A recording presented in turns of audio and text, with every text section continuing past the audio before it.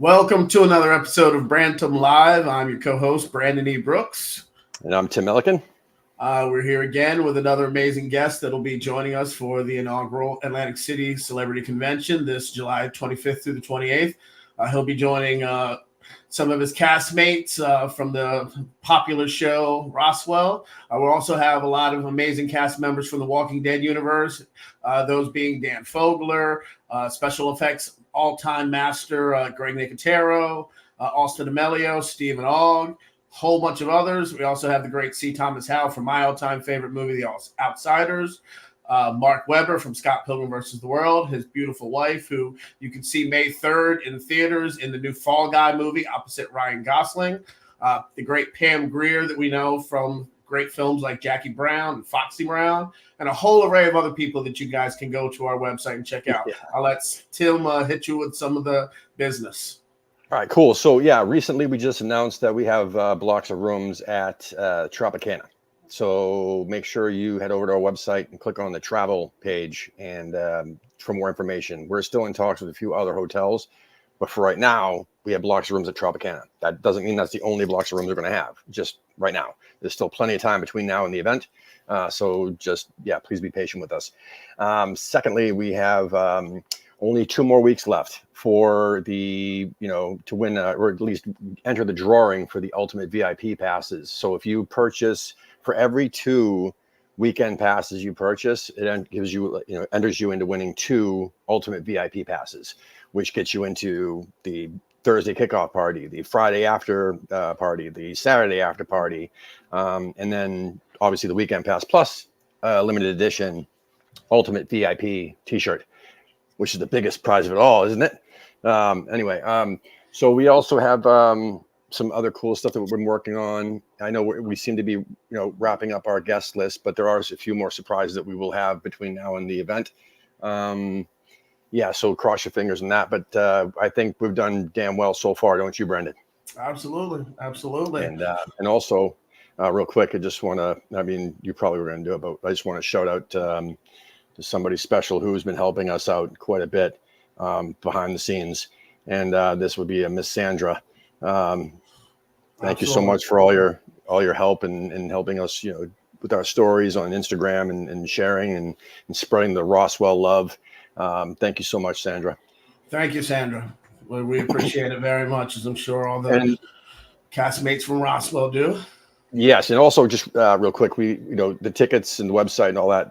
Basically, we have Friday only passes, Saturday only passes, Sunday only passes. Tons and tons and tons of photo ops up there now. A lot of doubles, a lot of group photo ops for sale on our website, which is brantim.realms.tv, or you can just do brantim.com. But it takes you to the same place.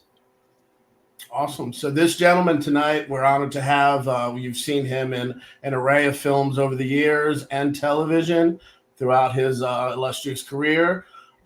He's known worldwide as Michael from the cult show Roswell. And I've followed him from the beginning. I'm a big fan of one of his films, Biker Boys, that we'll talk about a little bit. But we welcome to Brantim Live, the absolutely amazing Brendan Fehr. Hey guys, how are you? Hey, awesome. Thanks for joining us, Brendan. We appreciate it. Yeah, no problem. Did you say illustrious career or illustrious hair? Both. Hey, that hair, man. I was looking through all the pictures there, like this one here. Come on, look at that.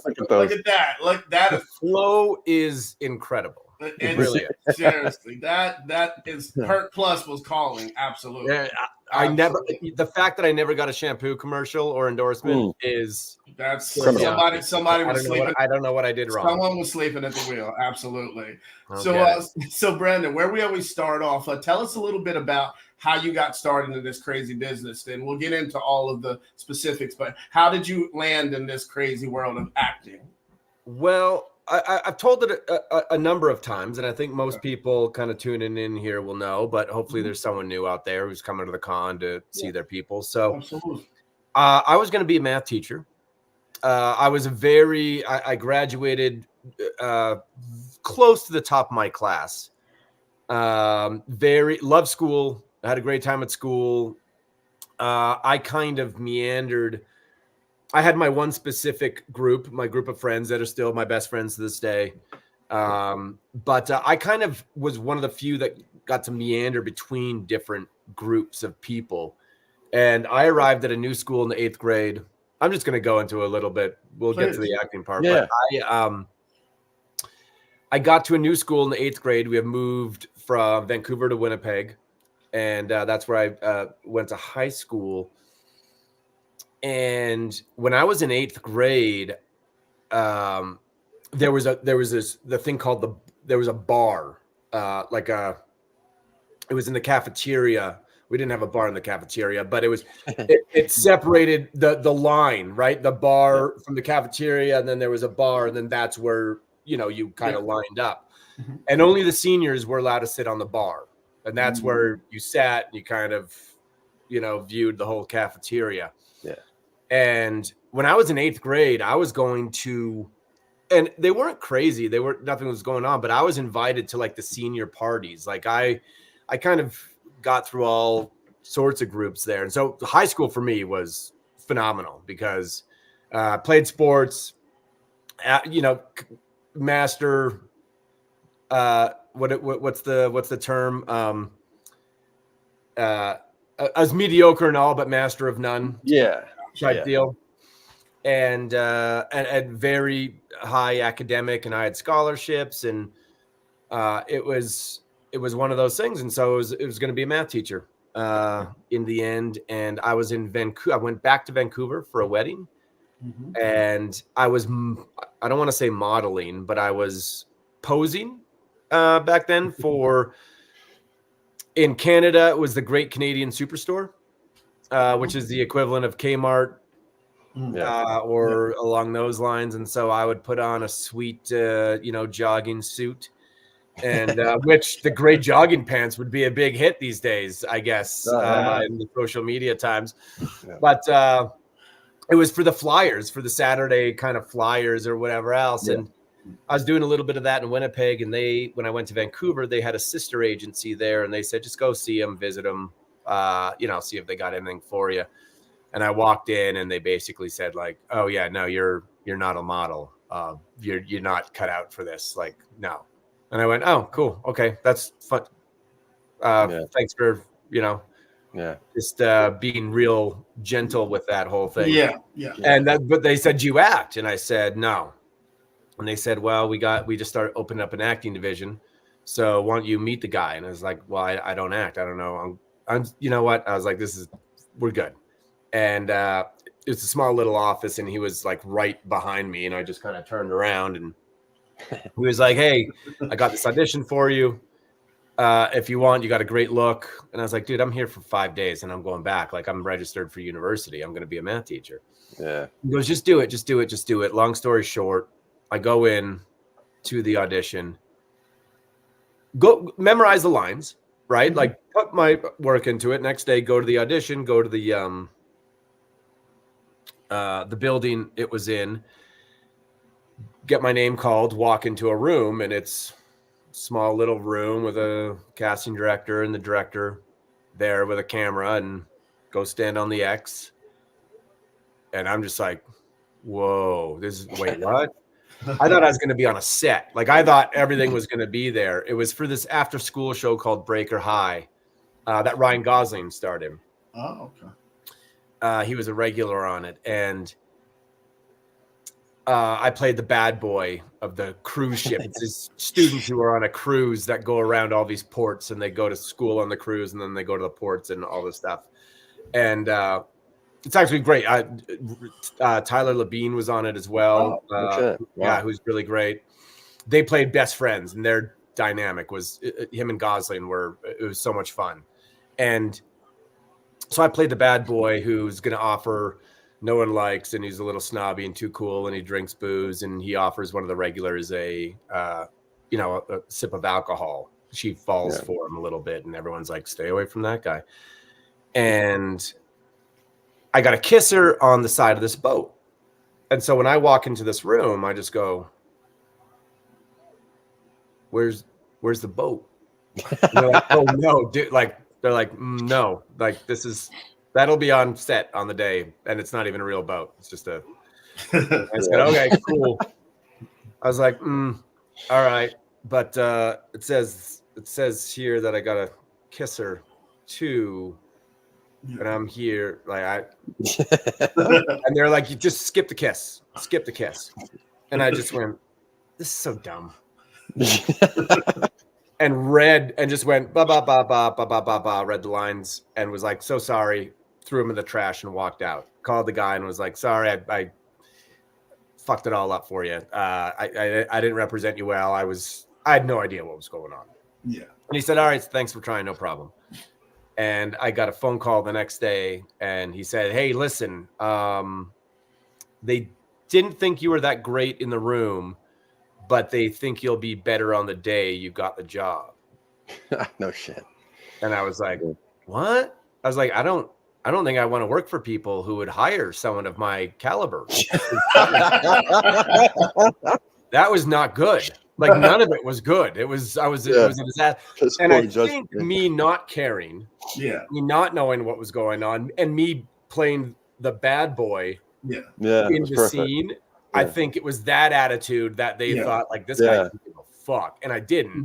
But not because I didn't respect what was going on. I just didn't understand. And so I never stopped working.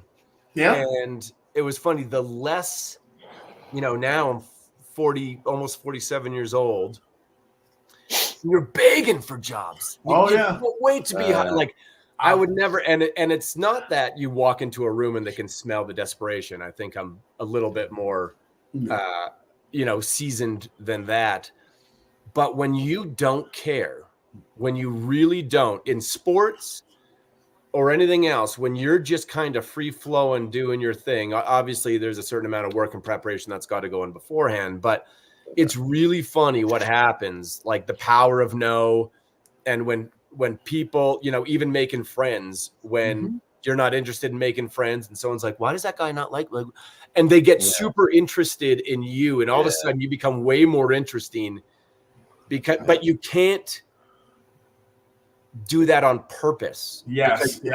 You can sniff it. Right? Oh yeah, absolutely. You can tell it like, oh, that guy's just full of himself and he thinks he's too cool. But when you're truly kind of it's breaking up. It froze.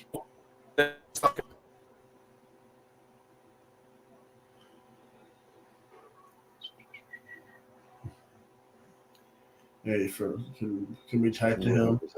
Yeah. Can we type to him too? Okay. Go for it. He'll come back. He'll come back in. Well, I've been removed. Oh, now I'm good. Sorry. Well, you broke up for a second. You froze. Oh, okay. You completely froze. Yeah. So I just wanted to pull it off and bring it back and see if I would fix it. So I totally concur with you, Brendan, because I'm the exact same age as you. I'll be 47 this July, actually. But when I started again, I started in my early 20s, and ignorance was bliss. It was like I could go into these auditions with reckless abandon because I didn't know what I was doing. And I didn't have all the pressure that a few years after that I would put on myself for every audition or even as a filmmaker, like everything like intensified once I learned about unions and per diem and all the others. When I was first starting, it was easy. It was like, let's get whatever we have. Let's go out there and make a film, or let me go to this audition. And if I kill it, I kill it. But again, I totally see what you were saying there. Yeah, I didn't need the job because I was going to be a math teacher. Yeah. I don't need you, right? And all of a sudden people are like, oh, that's really interesting. Like, oh, I like that. That's intriguing. Yeah. And so it's kind of damned if you do, damned if you don't, because you do have to put in the work and you can't be so aloof that you're a complete asshole and everyone's like, oh, I don't want to work with that guy. He's kind of like, he looks like he doesn't care or whatever else. Yeah. So it's always it's about finding that balance. But for auditions now, it is like I want every job I go for, obviously, and I appreciate. I have friends, a couple of people in New Mexico who have started acting, and I got them into it because the industry is kind of going here, and it's amazing how you're always striving for something more. Yeah. There's always someone you're looking up at, going, I want to be where they are. I want to be where they are. And what I got to realize is someone is looking at, and I think I'm at the bottom of the barrel, always looking up. And you got to realize people are looking at me going, I want to be where he is. Yeah. And I'm going, you don't want to be, no, you want like, but it's true. And so, I've learned to not take it for granted, to not take auditions for granted, and to, that, you do 100 of them and you land 2, and but the fact that I'm getting them and I'm doing it, and now I'm just doing them for myself, because I'm at that age where it's like, I don't know what I can analyze a script. I can figure out what the scene is, what the intention is, obstacle, blah, blah, blah. You can do all that kind of actory talk. And, everyone's got their own process. But in the end, I have to enjoy this character. Yeah. I have to enjoy playing them. I have to enjoy thinking like them, putting myself putting myself in their shoes. And so I'm not doing it for them. Mm-hmm. I'm doing it for me. And then if I enjoy myself and pull off what I want to pull off, then hopefully they see that. And then they go, oh, that was really interesting. I can see how invested he was and how much fun it was, how interesting it was. And I think that's what makes it interesting. I went from a place of not caring at all, getting a whole bunch of jobs, and then finding, oh, I'm never going to be a math teacher. I'm too far in. Mm-hmm. I got kids and a family now. Like, there is no plan B. I got to make this whole thing work. Yeah. To kind of just placating every audition, going, I think this is what they want. I think this is what okay, I'll do that. I'll do that. I'll do that. Yeah. And then those have no sort of authenticity to them. And so, that was kind of the downturn. And now at this stage in my life, I've been lucky. I've gotten by. God's been, great to me and all the rest of it. But it's one of those where it's like, no, I got to do this for me. Absolutely. I got to figure out what that is. And some scenes you get, where you're just like, unless you're going to pull something out of thin air, there's nothing to do with this scene except kind of what's on the page. Yeah. And then you do that to the best of your ability, but it's when they're really, really well written. Yeah. Where you go, okay, this is interesting. What can I do to step out of myself, put myself in a position? And then, and then those are a lot of fun. And I just go, I play them this way. This is, I don't care what you want. This is fun for me. And I think it still fits in the concept of the story and the script and what you got to achieve, and whether you're the main character or supporting or whatever else. And so, and that's when you can accept the rejection. Because you can look back and you can go, I did what I wanted. Yeah. And they didn't want it. Yeah. Doesn't mean they thought it was bad. Doesn't mean it was bad but they didn't want it. But if you do something in a way that you don't want to do it, anything in life, and then you get rejected, then you just go, shouldn't have done it. Shouldn't have done it that way. Should have followed. Should have done my thing. And that's what you'll beat yourself up over. Oh, yeah. Oh, yeah. You'll almost never beat yourself up over doing something the way you wanted to and then being rejected and then possibly from learning from it and someone going, listen, you shouldn't have done it that way. And this is why you can't do that. You can't say that, in all areas of life, whatever it is. But at least you did it, the way you thought. Yeah. You should have. And so kind of that. So that's where I'm at. And it makes everything much more enjoyable.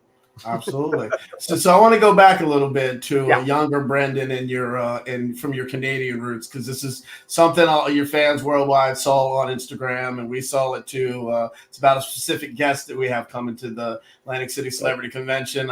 This gentleman right here, and we want to talk to you about how far this goes back, because he's actually my all-time favorite wrestler as well. So I want to talk to you a little bit about where that all began with Canadian legend, Mr. Bret Hitman Hart. Well, he was a little. So I was a big wrestling fan as a kid, but Hulk Hogan was my guy. I think Hulk Hogan was every kid's guy. When you're young, that's who I wanted.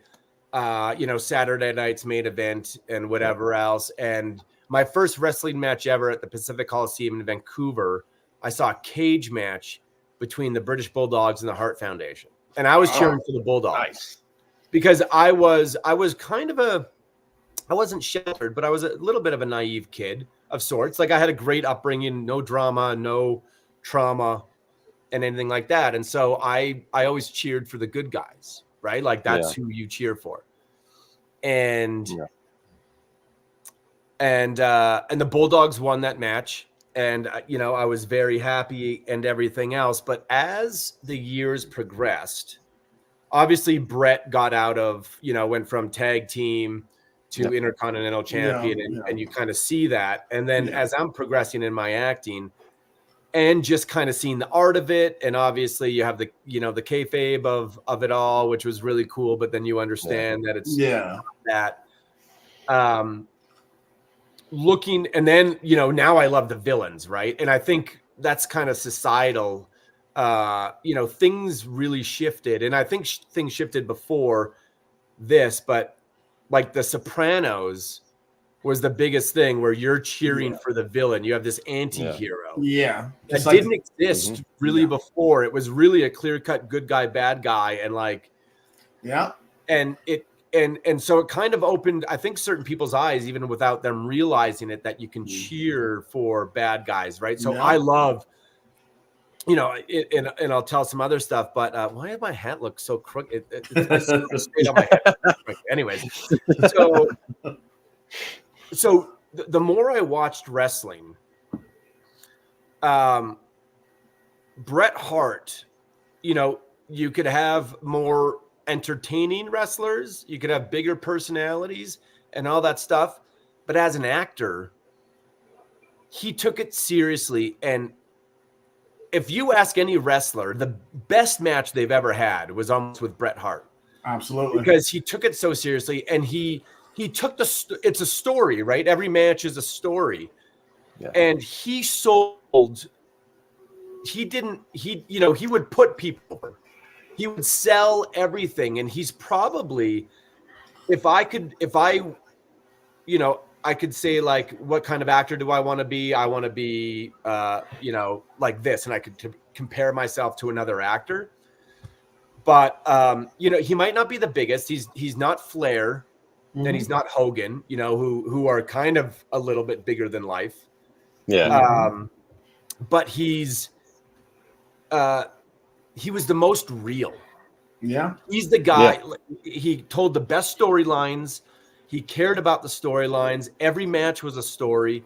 And so that's the kind of actor I would want to be. He's not a supporting guy. He is a leading guy, but he almost flies under the radar because he doesn't, there's no gimmicks with him. No. Yeah. And so he's as real as it gets. And I think if I want to be the kind of actor that he is a wrestler. Yeah. And so that's what really gets me, because he cared about the storylines. He wasn't the best promo guy. No. Right? He's probably middling. Yeah. He's probably 5 out of 10, and I think he'd say that. Yeah. Yeah. But in terms of the execution of it, caring about it, taking care of the other wrestlers, which is how I want to take care of other actors, making them look better than they are. Oh yeah, he was great at that. Yeah. And all that stuff. So that's what I kind of strive for in my acting. And so that hits me really hard. Obviously, being Canadian doesn't hurt. And I just liked how he worked his way up. He wasn't given any he wasn't given anything. Yeah. He went from tag team championship. He went from Stampede Wrestling, which I used to watch, which was the greatest. Yeah. If you want to watch great matches of people coming up, Stampede Wrestling was where it's at. Right? Obviously, Vince bought that from Stu. Back in the day, but that's where you saw the Bulldogs, initially, and everything else. And that, I think Greg the Hammer Valentine was in there. It was really, and they had color, right? There was actually Saturday morning. You saw men bleed in the ring. Oh, yes. You saw Dusty Rhodes and Flair and all those guys. What is going on? Yes.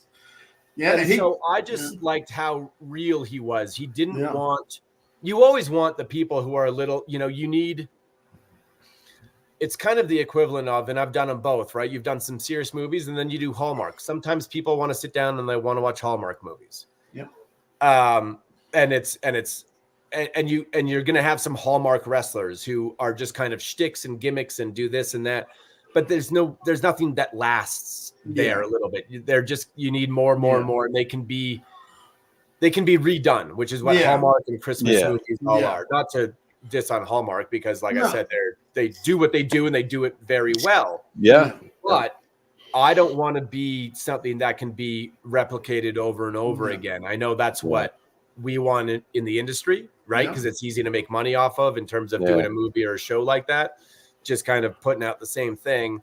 But what you want is something really original and super cool. And Bret Hart, it's when he gave in to, I think, against his own instinct that he faltered a little bit. And it's when he didn't stick to his guns, and he did for 99% of it. But I would think he would even say when he didn't stick to his guns, that's when stuff kind of went awry. And he really had an eye for it. Obviously he grew up with it, with the dungeon and all that stuff. So he's a guy I strive to be. I don't strive to be the Anthony Hopkins of acting. I strive to be like the Bret Hart of acting. Great in that to the best of I can. But again, you're never going to match it because he's just so good. He's so knowledgeable. To not have him in wrestling, given, I know Triple H is obviously running WWE now, and he's doing he's doing a great job. I don't watch it as much as I used to. It's just not the same. I mean, neither. Yeah. No. But hopefully that turns, because it is when you've got those storylines and they're long and they're So I'm very excited. I don't think I'll be able to explain it. I don't even think I'm going to try. Well, we're gonna cut this little clip and just give it to him. That's what we'll do. We'll do that. It's gonna be amazing. But that's the guy. But then talking about anti-heroes and all that stuff. Roddy Piper. The wild thing is, again from Winnipeg, another Canadian, which is wild. I would never cheer for him as a kid, but looking back, amazing. He's the best villain in the world. And you know why he wore a leather jacket? Actually, I don't think I do. No, I don't think I do. There was a reason? Yeah. He got stabbed twice. Yes, I do know. Yeah, that's right. I do. Yeah. And everyone had to start wearing the leather jacket to protect himself from getting stabbed on the way to the... So that's how good of a villain that he played, and he kept in it, where when you want fans, back in the day, it was much more serious. You couldn't call it, you still can't call it fake, because it's not. They're really taking the bumps. Yeah. But back when you didn't, they refused to say it was entertainment. Now it's sports entertainment, which is which it is. But when you had fans who didn't know the difference and they really wanted to kill you and they try to stab you, and you got to start wearing a leather jacket, you're over. You're over. Yeah, I remember like Iron Sheik. A lot of those guys had to have police escorts out of the buildings, and they took it like if you were anti-America or Piper, just like literally in the airports they had. Like Nikita Koloff was from Minnesota. I know. Yes, exactly. or like it's the wildest thing, right? Where you're just like, I thought that guy was straight out of Russia. Exactly. Yeah. The Russian sickle. Right. And that's the fantasy, that's where I think social media, that's where I don't know too much. Yeah. And I don't want to be ignorant of stuff. I do want to know what's going around and what's involved with people and the world and everything else. I think that's really valuable, but we almost know too much now, where our imagination, everything, music's changed too. But the same thing. There's no stars anymore like there used to be in the 70s and the 80s. I mean, Taylor Swift is. I mean, listen, whatever you want to. I got 3 girls, so I hear it a lot, and it's not my kind of music. Yeah. But I'll say this, there's a lot of, we can go into it. Yeah. I respect that, though. Absolutely. I don't have to like the music, but she's probably the biggest thing in America, at least right now, if not the world. She's the biggest star. Yeah. And you go, hats off. Good for you. And keep it going. And, you hope, I used to, I'm a big guy, Johnny Cash, Motorhead, kind of real old country or, real heavy metal. And I used to make fun of, boy bands and NSYNC and all that stuff. And I thought I was cool. And I went on a trip to Hawaii with a girlfriend, and her best friend was Cameron Diaz, who was dating Justin Timberlake at the time. Yeah. And we all went, and I was just like, fucking Justin Timberlake. I was like, right?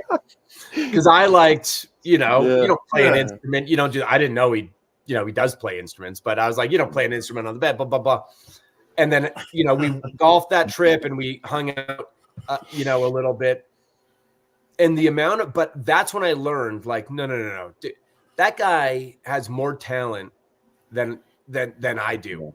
Right. And he works way harder than I, the amount of stuff that he does. And on that trip, I was really humbled just by going, just because I don't like something, a movie or a music or a genre or this, if you don't recognize the amount of work and talent that goes into those things, and whether it's your cup of tea or not, no one gives a shit. Yeah.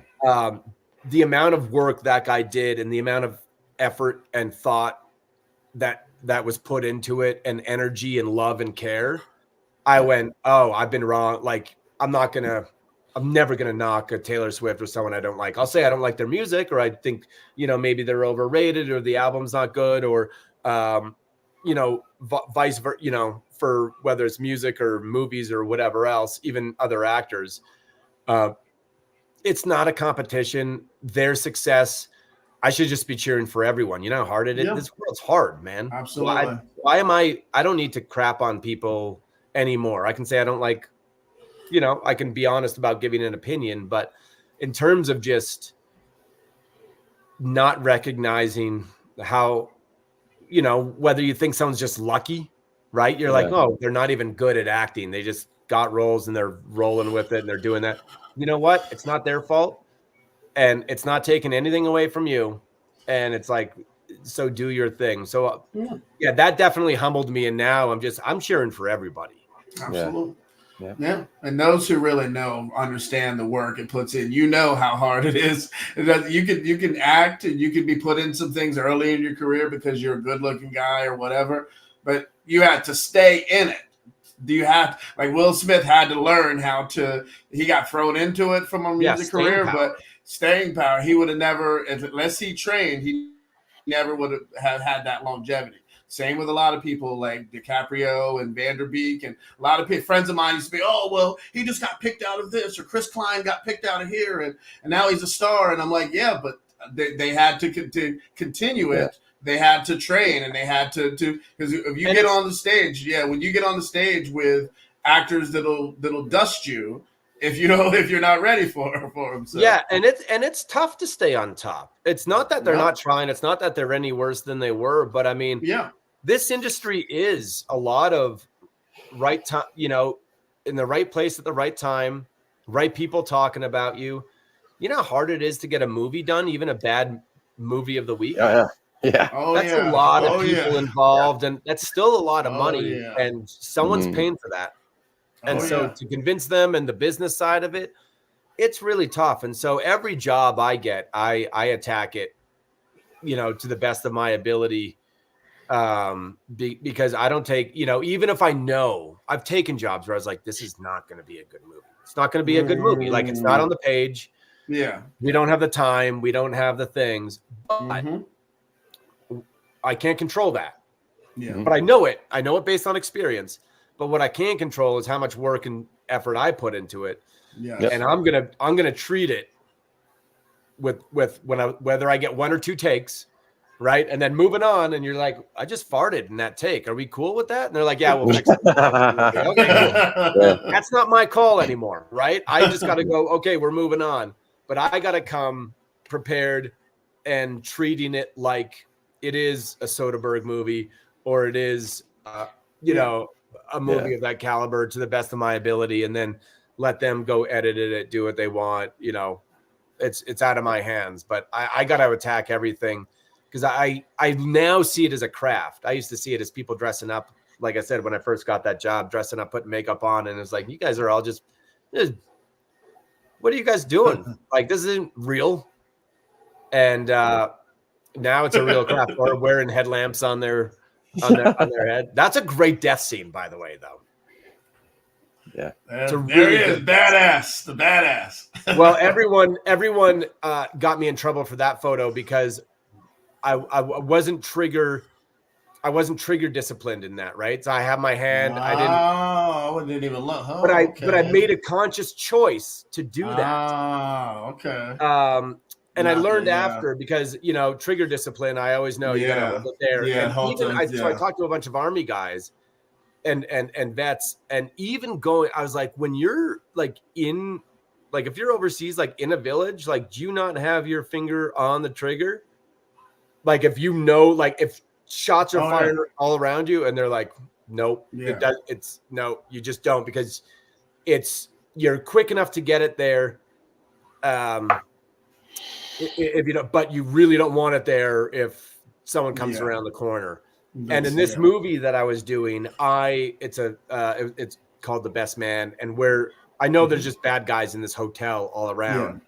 So, and I had known this, and so I said, I'm actually gonna walk around with my finger on the trigger because I know the people I'm gonna see I have to shoot, essentially. Yeah. Mm-hmm. And no, that was the wrong call. You're not supposed to do that.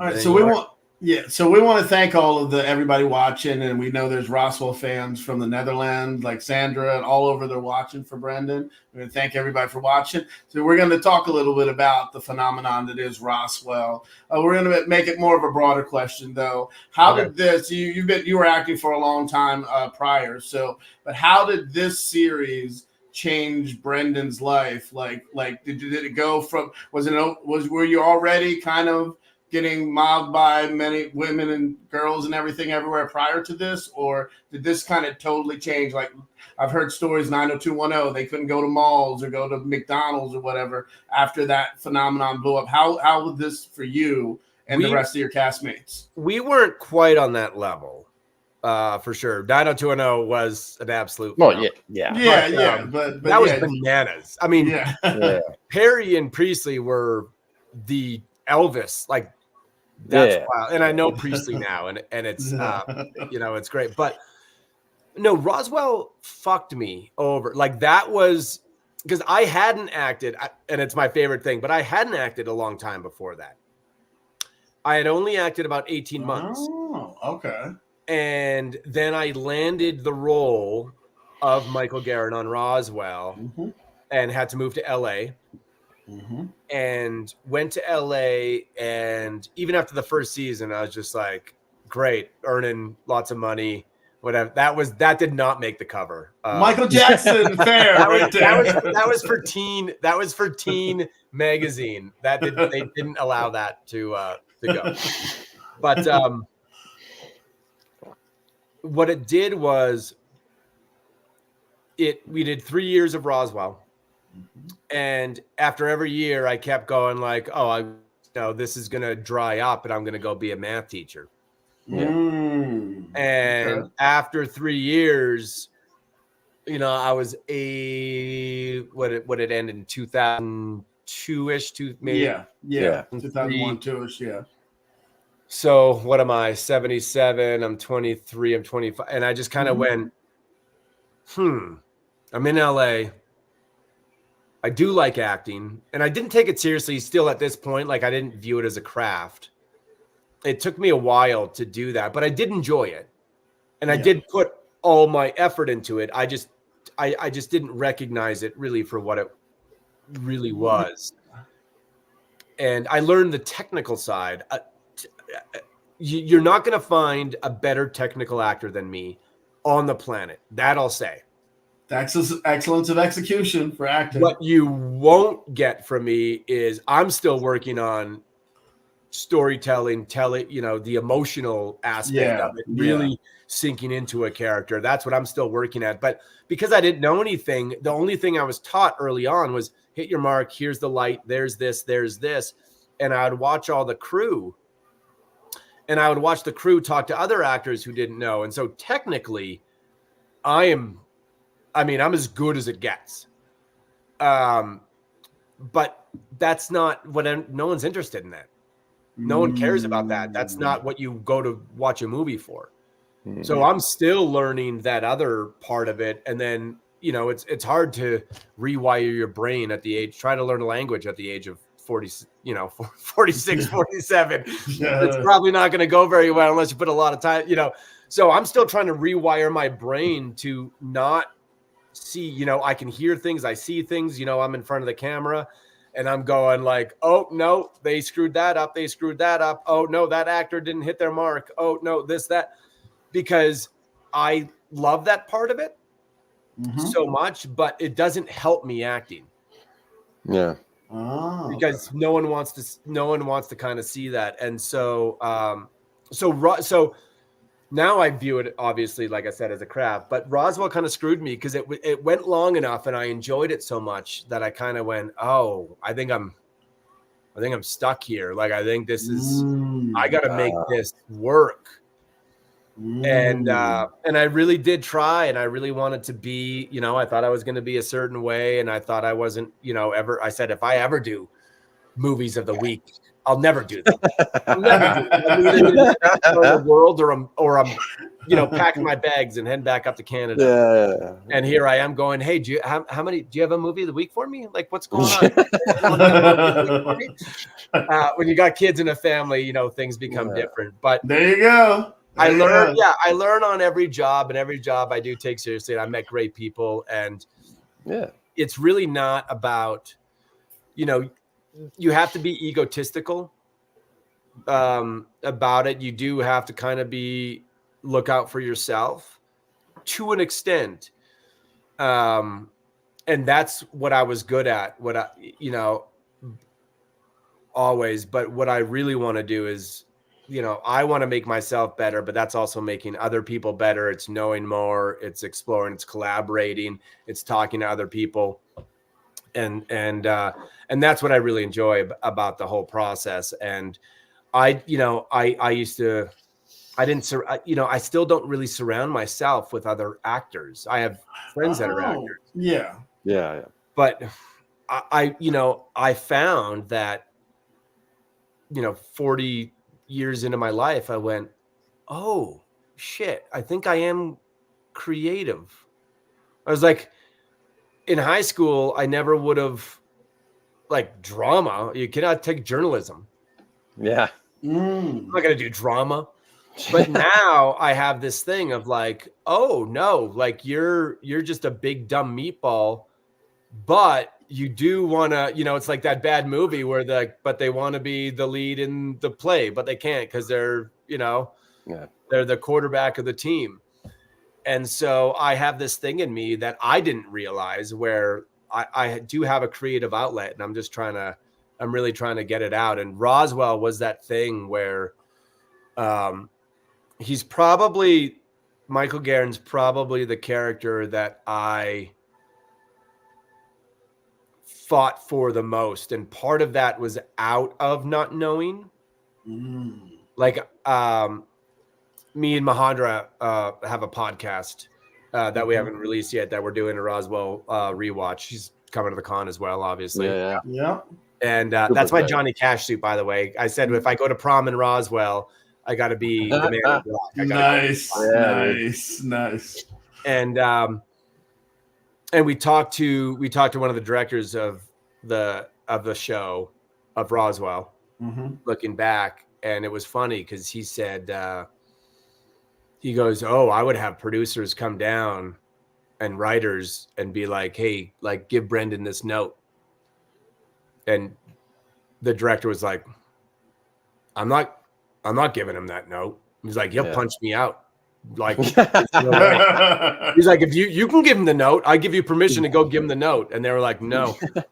I I was so adamant about that character. Like I knew him intimately, and I couldn't play him now because I'm just not in that position in life. But I knew him so well, and I knew what I wanted to do. Yeah. And I wish I was still like that, but without, like, I was always more, I was the bigger asshole I was, the more successful I was, which is the less compromising I was. I had good, it's that whole thing of you don't care what other people think. Yeah. And I'm trying to find the balance because now, I got 3 daughters and I got, married and a family and everything else. And I've matured and I've evolved and the world has changed, and you do have to talk to people and you got to talk things out and whatever else. And I love conflict, but I love conflict so much that it's almost 0 to 60. Mm-hmm. So that I can't, I almost have to give in. Yeah, to not destroy yourself. Yes, because yes, I'm gonna burn you down. Yeah. And I gotta find a way to do a little bit of the middle ground, especially as an actor, because you do have to protect the character, and you have to also understand who you're working with, and you gotta work. Back in the day, you kind of could. Things have changed now. Mm-hmm. So, there is kind of, you can't, I don't want to bully my way around a set. Yeah.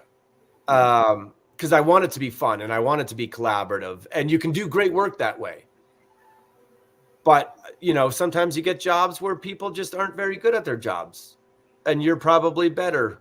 But you don't have that kind of control. And so it's always that fine tuning of, protecting that character. And a lot of times, and you also want to be open and go like, I'll try it. Yes. Yeah. And every time I've tried it, I've gotten fucked because I'm just like, nope, that was the wrong choice. No, I was right. I was like, okay, here we go. But we're gonna have to have a whole episode. It's fun. That's the whole fun part of it. We're gonna have to have a whole episode about a lot of other stuff. So I'd love to talk more in depth about a lot of your work, but I do want to a couple more. These are the Biker Boys helmets, by the way. They're right there. Those are the ones I wore that's the lid I won. Yes. That's awesome. But those are actually them. That is awesome. Nice. And this is if you probably don't know the story, fans will if they're watching. But this is $100 bill. Yes. For services rendered above and beyond the call of duty. And that's a little Easter egg from a behind the scenes for Roswell fans. Nice. Oh. And that sits there. That $100 will never be spent. Nice. Amazing. Nice. Amazing. It's from Jason Behr. Jason Behr, another amazing guest that'll be at our show. Yeah. We hope to have on soon. Yes. So go ahead, Tim, please. No, I was just going to ask, like, before, obviously, so we don't take too much time, but I wanted to ask you about. I rambled. Sorry. No. So your hat. So tell us about Baron Toluca, please. Yeah, that was my next question. Tell us how this came together. Yeah, how this all came to fruition. Yeah. Baron and Toluca is. So me and Mahendra obviously played Michael and Marie on the show, boyfriend, girlfriend, and we dated in real life. And, we went our separate ways, each got happily married, had families and all that stuff. But, I think the fans agree. The show kind of felt like it had more legs in it. Mm-hmm. And, you're not allowed just to be an actor anymore. Before you were a director, a writer, an actor, and that was kind of it. And now you got to be a combination of all of them in some way, shape, or form. And you can't just wait for the phone call for the audition and all that stuff. You gotta go create your own work. And we had been estranged for a while. And I gave her a call one day just because acting with her there was just more left in the tank. It was easy. It was fun. We had chemistry. Obviously, having dated, you know, that allows for certain things, both good and bad. But there was just something more left in the tank. And so I called her up and I said, listen, I know we haven't talked in a while and everything else, but we really I think we should do something. We should make something. And she goes, it's funny you say that. David Nutter, who was the Pilot King. Yeah. And then won the Emmy for Red Wedding and Game of Thrones, I believe. She had been talking to him, and he said, listen, you got to write something for you and Brendan. He was like, you got to make it, put it in a sci-fi thing, you know, make it its own entity, but you got to capitalize on that Roswell fandom and the Michael and Maria relationship. And so she had been working on it for a while. So when I called her, she kind of had the script ready to go.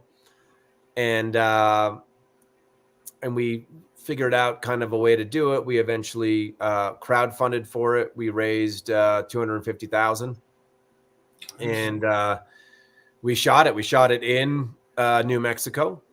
And it was, exactly, Sandra. It was the power of the fandoms and everything. It was the power of the fans. They were still there. They still wanted something.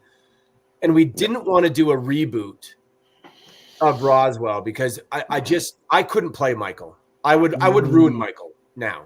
I don't have it in me. I don't have that angst. I don't have that thing that goes on. I could create a version of him, but it wouldn't be Michael because it would be an evolved Michael. Yeah.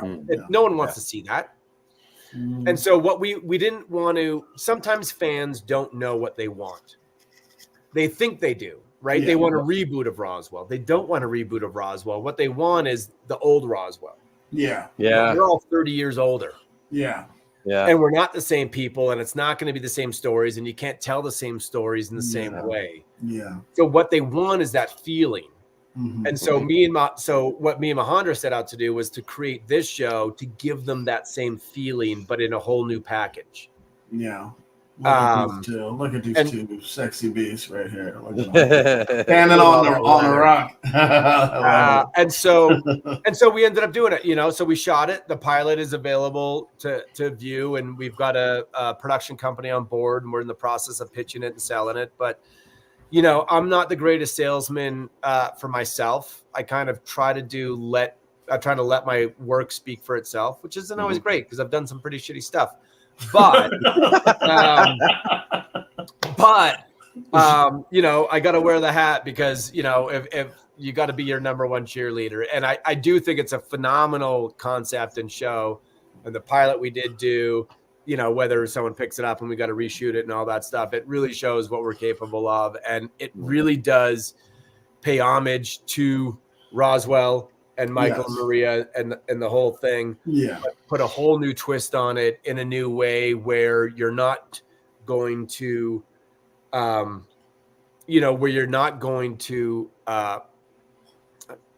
don't want to say it's not denigrate or decimate or whatever else, but where we're not going to shit on the legacy. Exactly. Yeah. We're not going to tarnish the legacy of Roswell in any way. Awesome. We're only going to it's just kind of a step over, and everyone who enjoyed that in those years and, going forward, I think would enjoy that. So I believe we're still working out the kinks and all that stuff. Yes, we are. Of B&T. Yeah, we are. At Atlantic City. Yes. We're working on something else for that, which we hope to be able to announce and all that stuff. So we're still working on some stuff for the fans for that. So expect a screening at B&T. Yeah, we will be able to do that. Details of that, but it should hopefully be very exciting. Very exciting. I stand behind this. If you can I'll give someone $2 million and they can't put the same thing together that me and Mahendra did for $250,000 for Barrett and Toluca. I still stand behind it. Every once in a while, I'll watch it. One out of every 7 times, or not that I watch it that often, but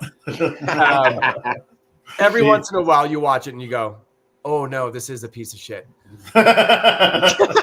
maybe we shouldn't be promoting this, right? Because you just get in your own head and you're watching. You get it. Yeah. Every filmmaker does it. Yes. Yeah, but 6 out of 7 times it's phenomenal. So I'm just going with a 6 out of 7.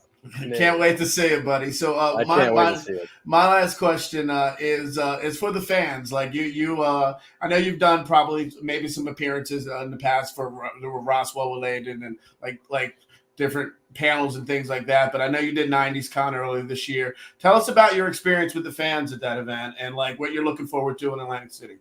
Well, we missed out on the cons back in the day. Only Trekkies.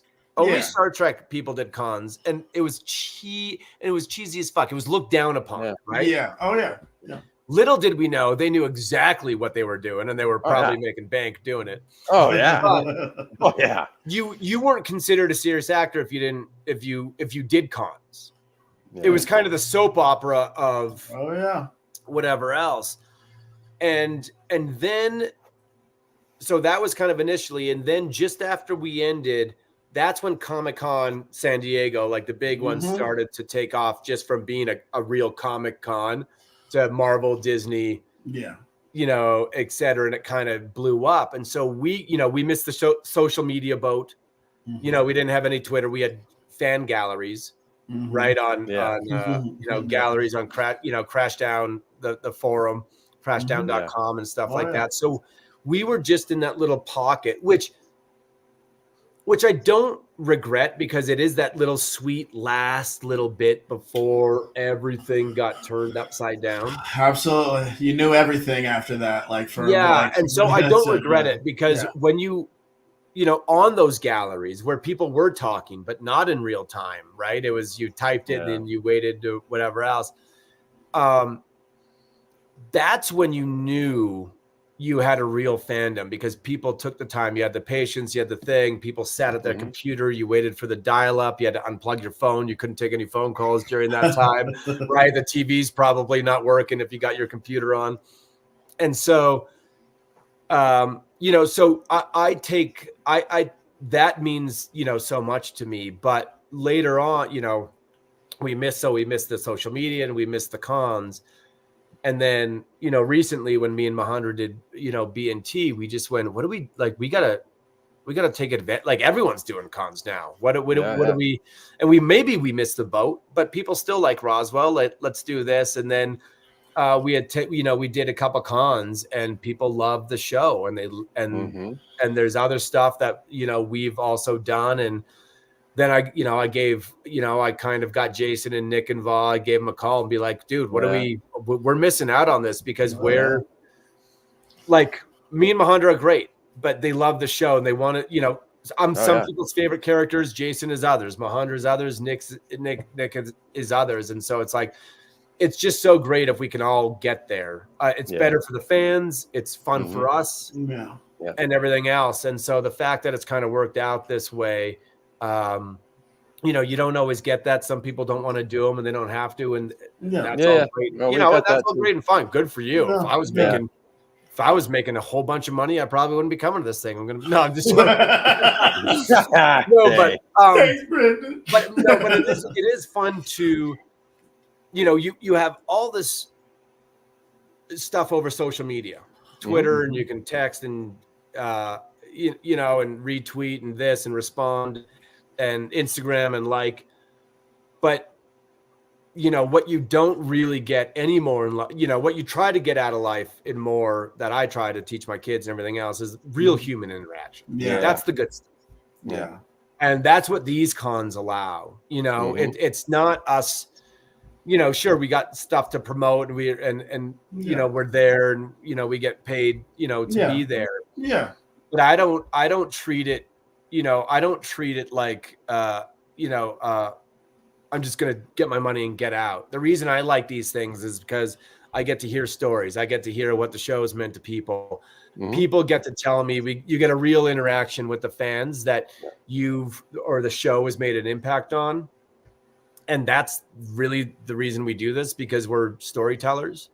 Ideally is what we want to do. And you want those stories to affect people. And someone can type me a nice, they can, message me on any of those things and do all those, but it's just so much better to be able to see it live, right? To have those people, to be able to give them a hug or whatever else, shake their hand, whatever it may be.